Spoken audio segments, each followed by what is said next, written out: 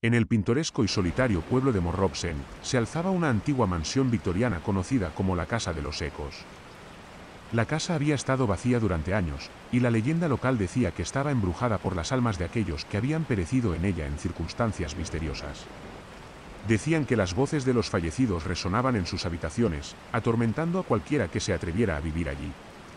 A pesar de las historias espeluznantes, Daniel, un joven escritor en busca de inspiración y un cambio de escenario, decidió mudarse a la casa.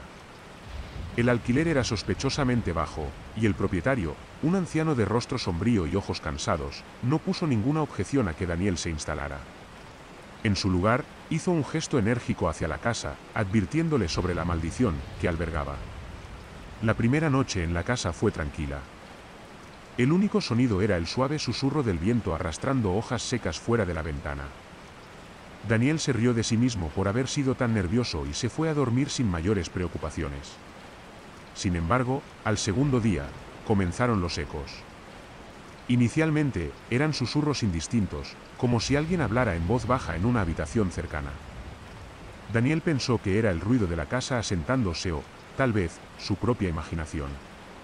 Intentó concentrarse en su escritura, pero las voces seguían insistiendo, acercándose y alejándose, como si estuvieran tratando de comunicarse con él. Las voces se volvieron más claras y persistentes, y comenzaron a repetir palabras y frases. Daniel se preguntó si alguien estaba jugando con él, pero las voces parecían provenir de todas partes y de ninguna al mismo tiempo. Su ansiedad creció, pero se decía a sí mismo que estaba perdiendo la cabeza y trató de ignorar los susurros.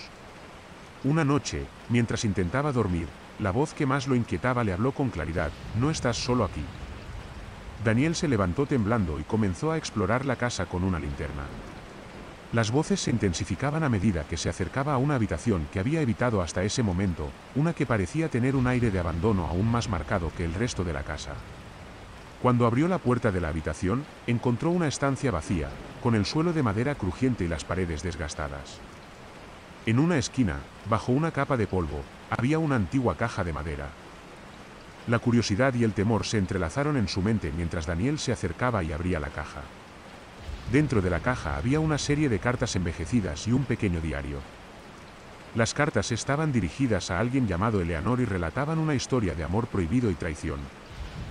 La última carta era especialmente desgarradora, describiendo cómo Eleanor había sido traicionada por su amante. El diario, sin embargo, contenía la confesión de un asesinato. La última entrada hablaba de una conspiración para asesinar a Eleanor para que nunca pudiera revelar un oscuro secreto. «Ella está en la casa, y nunca nos dejaremos ir», decía la última entrada del diario. Aterrorizado, Daniel comprendió que la casa no solo albergaba ecos del pasado, sino las almas atrapadas de quienes habían muerto allí en circunstancias crueles. Intentó dejar la habitación y escapar, pero la casa parecía cambiar a su alrededor. Las voces se hicieron más frenéticas, y el aire estaba cargado de un frío sobrenatural.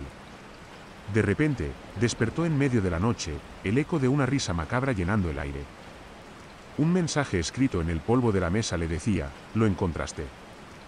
Daniel sintió un pánico helado y se dirigió hacia la puerta principal con la esperanza de escapar.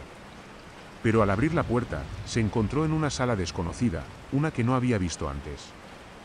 La casa, como si tuviera vida propia, se había transformado en un laberinto interminable. Las habitaciones y los pasillos se movían y cambiaban, atrapándolo en un enredo de pasillos y habitaciones cada vez más confusas.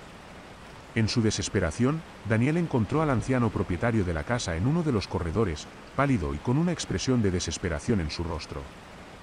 «Debes irte», dijo el anciano, casi sin aliento. «Los ecos nunca se detendrán hasta que alguien más ocupe tu lugar». Pero ya era demasiado tarde.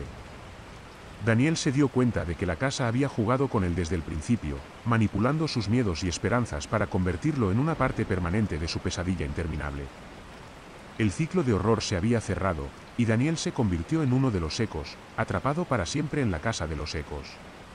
La historia de Daniel se convirtió en una nueva leyenda local, un recordatorio de que la casa de los ecos siempre encontraba una manera de retener a sus inquilinos, transformándolos en partes permanentes de su espantosa historia.